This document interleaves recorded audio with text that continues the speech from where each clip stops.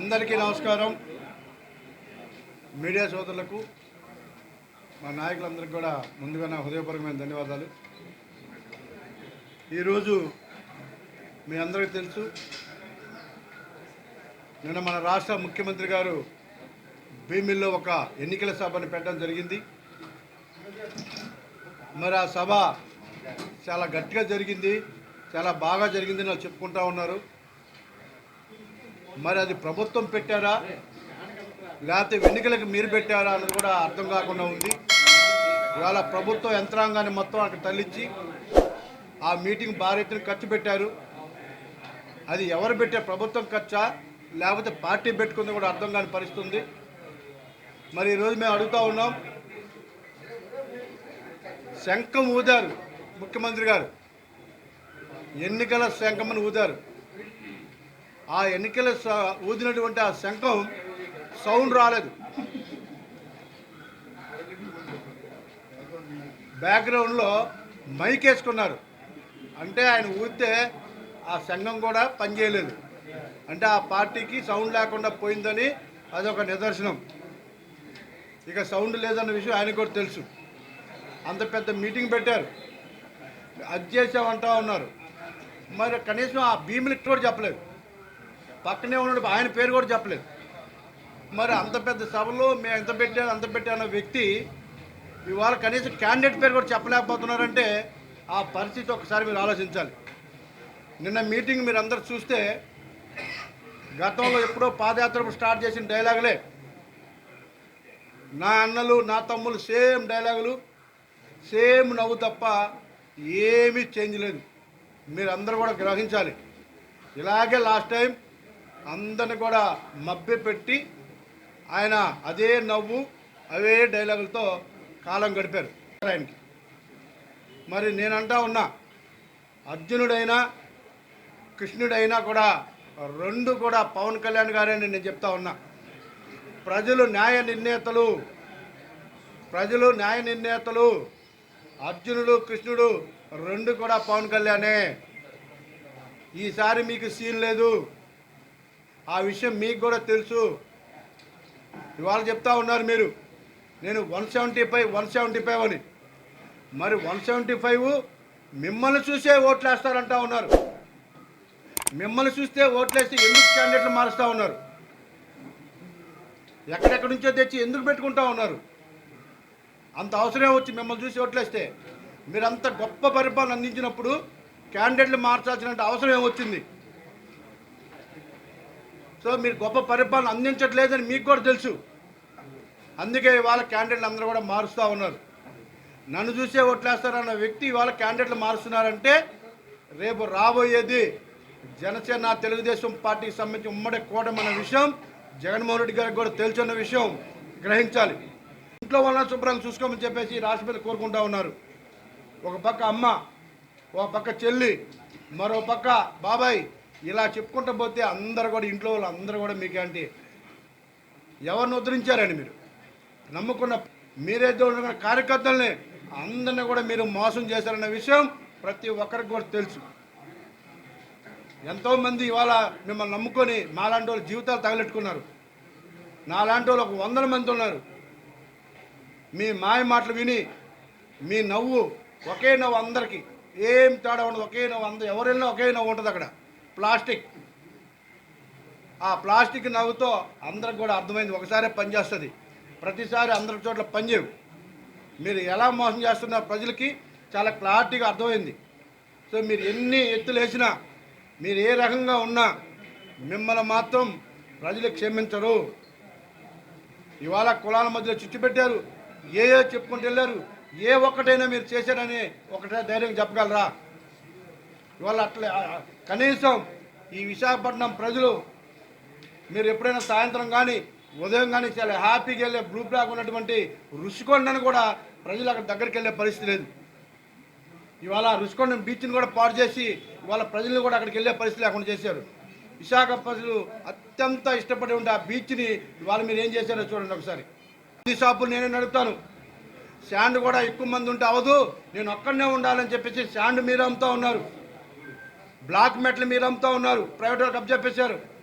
Laterite కూడా మీరు అమ్ముతా ఉన్నారు, క్వార్జైట్ కూడా మీరు అమ్ముతా ఉన్నారు, క్వార్జ్ కూడా మీరు అమ్ముతా ఉన్నారు. ఏ ఒక్కటి కూడా మిగలనీయకుండా అన్నీ కూడా మీ చేతుల్లో తెచ్చుకున్న విషయం ఈ రాష్ట్రంలో ఉన్న ప్రతి ఒక్కరికి కూడా తెలుసని కూడా మీరు గుర్తుపెట్టుకోవాలి. ఇవాళ ఒకరు ఇల్లు కట్టుకునే పరిస్థితి ఉందా? శాండ్ రేట్ ఎంత ఉంది, బ్లాక్ మెటల్ రేట్ ఎంత ఉంది, ఇవన్నీ కూడా మీరు గ్రహించాలి. ప్రజలు ఎంత ఇబ్బంది పడుతున్నారు, ప్రజలు ఎలాగున్నారు, నేను ఏం చేస్తున్నాను అని తెలుసుకునే పరిస్థితిలో మీరు లేరు. చాలామంది చెప్తూ ఉంటారు పెద్దలు, ఇంట గెలిచి రచ్చగలవాలని. ముందు మీ సొంత చెల్లినే నువ్వు న్యాయం చేయలేక ఇవాళ ఆమె రోడ్డెక్కి నీ గురించి మాట్లాడుతూ ఉంది. ఇంట్లో సర్ది పెట్టుకోలేని వ్యక్తులు బయట వాళ్ళని ఉద్ధరిస్తానని చెప్తే ఎవరు నమ్ముతారు? ఎవరు నమ్మే పరిస్థితి ఉందా? సొంత చెల్లి రోడ్డెక్కి నీ గురించి ఎలా మాట్లాడుతుందో ఒక్కసారి కూడా మీరు గుర్తు చేసుకోవాలి. అది చూసైనా సరే మీకు కొంచెం జ్ఞానం వస్తుందని చెప్పేసి ఇవాళ ఈ రాష్ట్ర ప్రజలు కూడా అనుకుంటా ఉన్నారు. ఇప్పటికైనా ముంచుకుపోయింది లేదు. మీరు సిద్ధం అంటూ ఉన్నారు. దేనికి సిద్ధమో తెలుసా? దిగిపోవడానికి సిద్ధం. ఒక 60 రోజులు, ఒక 70 రోజుల్లో మీరు దిగిపోవడానికి సిద్ధంగా ఉండాలి. మీ కార్యకర్తలే చెప్తా ఉన్నారు, మీ వెనకున్నోళ్ళే చెప్తా ఉన్నారు, మీ పక్కన వాళ్ళు కూడా చెప్తా ఉన్నారు. మీరు ఇది తెలుసుకోవాలి.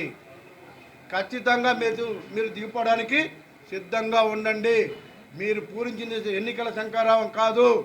మీరు దిగిపోవడానికి ఈ రాష్ట్రంలో రేపు జనసేన పార్టీ కానీ తెలుగుదేశం పార్టీ కానీ అత్యధిక మెజార్టీతో 60 నుంచి 70,000 వరకు గెలవబోయే సీటు భీమిలి అనే విషయాన్ని మీరు గుర్తుపెట్టుకోవాలి. మీరు అక్కడి నుంచే పూరించారు, మీ ఓటమిని అక్కడి నుంచి అంగీకరించారు. ఖచ్చితంగా మీకు అక్కడి నుంచే స్టార్ట్ ఉందన్న విషయం కూడా మీకు తెలుసు కాబట్టే మీరు అక్కడ పెట్టారన్న విషయం కూడా నేను తెలియజేస్తా ఉన్నా. ఆ పార్టీలో ఉన్నప్పుడు కూడా మేము చెప్పాం, ఏదైనా ఒక రాజధాని అనుకొని మిగిలిన 2 ఇది ఫైనాన్షియల్ క్యాపిటల్ గానో లేకపోతే ఏదో ఒకటి మనం నచ్చినట్టుగా పెట్టుకోవచ్చు. ఇవాళ ఏ విధంగా అభివృద్ధి చేసుకోవచ్చు, ఎటువంటి సందేహం లేదు. 3 రాజధానులు ఉండవలసిన ఒక రాజధాని పెట్టుకొని 3 ప్రాంతాలు కూడా సమానంగా అభివృద్ధి చేస్తే మంచి పేరు వస్తుంది. ఒక రాజధాని ఉండాలి, ఏదైనా చెప్పుకోవడానికి ఉండదంటే ఎవరు వింటారు? అక్కడ ఎవరు వినలేదు కాబట్టి ఎలాంటి పరిస్థితి.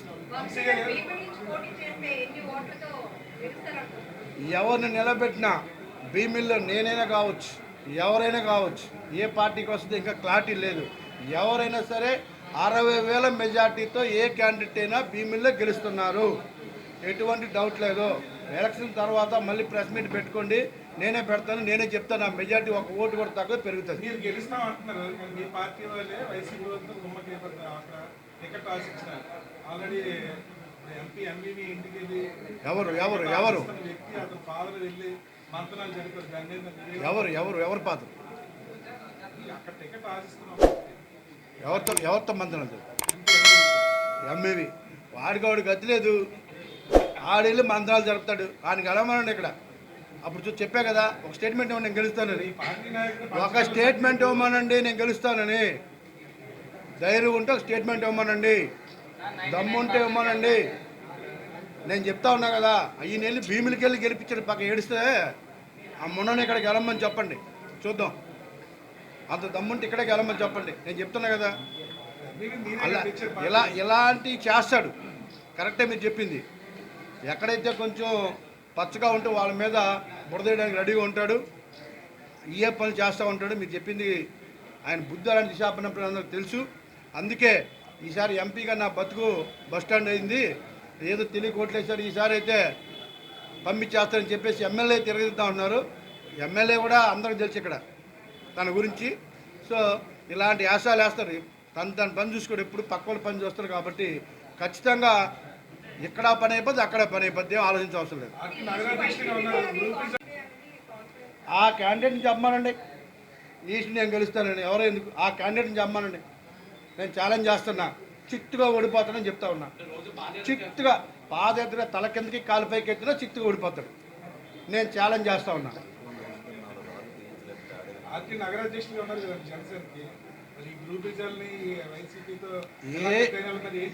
ఏ గ్రూపు లేదు. మీరు చెప్పినట్టుగా ఎవరైనా ఇలాంటి టైఅప్ రాజకీయాలు కానీ పాల్పడితే పవన్ కళ్యాణ్ గారు అన్న వ్యక్తి సహించరు. పార్టీ నుంచి అన్ని సస్పెండ్ చేస్తారు. ఎంత గొప్ప వాళ్ళైనా అలాంటి కార్యక్రమాలు చేస్తే ఖచ్చితంగా పరిష్కారం ఉంటుంది, దానికి తగిన పరిష్కారం ఉంటుంది. ఏ వ్యక్తి ఎవరితో టైప్ అయినా, ఏ వ్యక్తి ఎవరితో సిట్టింగ్లు వేసినా అది పొలిటికల్గా కానీ ఏమైనా ఇలాంటివి జరిగితే ఖచ్చితంగా వాళ్ళకి జరగాల్సినది ఖచ్చితంగా జరుగుతుంది, ఇటువంటి డౌట్ లేదు. బాగుంటుంది మీరు ఎక్కడ జాయిన్ అవుతుందని పర్సనల్గా వాళ్ళు ఎక్కడ జాయిన్ అవుతుంది నేను ఎలా చెప్పగలను బ్రదర్. ఖచ్చితంగా వాళ్ళకి ఇక్కడ అన్యాయం జరిగింది కాబట్టి మన దాకా వాడుకొని ఖచ్చితంగా నన్ను ఎలాగ వాడారో వాళ్ళని ఎలాగ వాడారు పాపం అనకూడదు. చనిపోయి ఎక్కడున్నారో విజయనగరం జిల్లా ఆయన అందరం ఒకేసారి పనిచేసాం. నేను ఎక్కడా చూడలేదు ఇలాంటి వ్యక్తిని. ఈయన నమ్ముకొని బయటకు వచ్చాం. సాంబశివరాజు గారు పాపం ఇంకొక 10 సంవత్సరాలు బతికోవాలి పెద్దలు.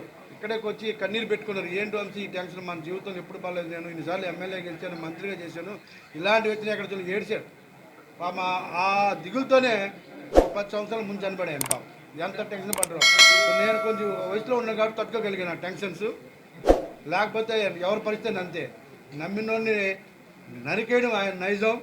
ఎంతమంది ఫస్ట్లో ఎవరైతే వచ్చారో ఎంతమంది అయితే ఆయన కోసం దేవుడానికి వచ్చారో అందరి జీవితాలు మటాస్.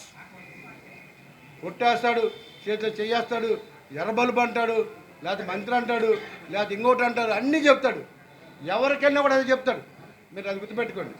టాప్ పైలు ఒకటి అంటాడు, నాకు అదే చెప్తాడు, పక్కన వాళ్ళకి అది చెప్తాడు, ఇటు పక్కన అందరికీ అది చెప్తాడు. ఎవరికో తెలియక అబ్బా అన్న టాప్ పైలు ఒకటి, అబ్బా నాకు ఎర్రబలుపు, అందరూ ఇలాగే వెళ్ళి నాశనం అయిపోయిన జీవితాలు అందరూ. సో ఇప్పటికైనా ఎర్రబల్బుల గురించి టాప్ పై గురించి ఉన్న నాయకులు కొంచెం జాగ్రత్తగా ఉండండి. జీవితాలు మటాస్. రేపు జరగబోయే ఎన్నికల్లో ఈ కురుక్షేత్రంలో చక్రం తిప్పబోయేది పవన్ కళ్యాణ్ గారే. మీరు గుర్తుపెట్టుకోండి. తెలుగుదేశం పార్టీ జనసేన ప్రభుత్వాన్ని ఏర్పాటు చేస్తూ ఉంది. ఎవరికి ఎటువంటి డౌట్ లేదు. ఎవరెన్ని ఏ ఎత్తులు వేసినా ఏ వేషాలు వేసినా ప్రజలు డిసైడ్ అయ్యారు. ఎటువంటి డౌట్ లేదు. ఆమె చాలా అంటా ఉంది, ఒక్కరు ఆన్సర్ చేయట్లేదు. చెప్పమనండి జగన్ గారిని. బాబు నేను సొంత చెల్లినే చూసుకోలేను. ఆయన బాబున్నాడు అంటే ఎవరు నమ్ముతాడు జనాలు.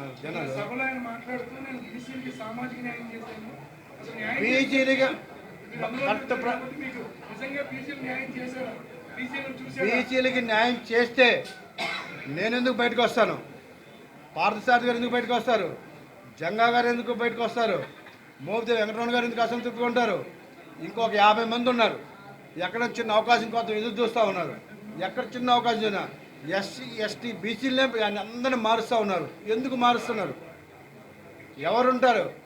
ఎక్కడో ఉన్న నెల్లూరులో ఉన్నటువంటి అనిల్ కుమార్ యాదవ్ని ఇవాళ నర్సరాపేట తీసుకొచ్చారంటే, బతులాడుకొని తీసుకొచ్చారంటే ఆ పార్టీ పరిస్థితి ఒకసారి అర్థం చేసుకోండి. రిక్వెస్ట్ చేసి బతులాడుకొని బాబు నాకు క్యాండిడేట్ లేరు అని బతులాడుకొని వాళ్ళ ఎంపీలు నిలబెట్టుకుంటున్నారు. ఎంపీలు క్యాండిడేట్లు ఎక్కడ ఉన్నారా? స్థానికంగా ఒక్కరైనా దొరుకుతారో ఒకసారి చెక్ చేసుకోమనండి. ఎక్కడ దొరికినా నేను ఛాలెంజ్. ఎక్కడా కూడా దొరికే పరిస్థితి లేదు. దొరక్క ఆయన అనుకున్న ఏదో అనుకుంటారు కదా, ఎవరు చెప్పారు మొన్న 150 కోట్లు 40 కోట్లు అలాంటి దొరక్క పాపం బతులాడుకొని ఎక్కడి నుంచి అక్కడి నుంచి తెచ్చుకొని పెట్టుకుంటున్నారు తప్ప ఏ ఒక్కరు కూడా ఇష్టంగా పోటీ చేయలేదన్న విషయం వాళ్ళని అడిగినా కూడా చెప్తారు. ఎటువంటి డౌట్ దమ్ము నాకుంది. విశాఖపట్నం సిటీలో ఎక్కడి నుంచైనా పోటీ చేస్తాను. ఎటువంటి డౌట్ లేదు.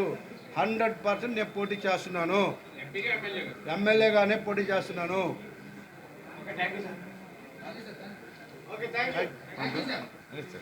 సరే లాగైపోతుంది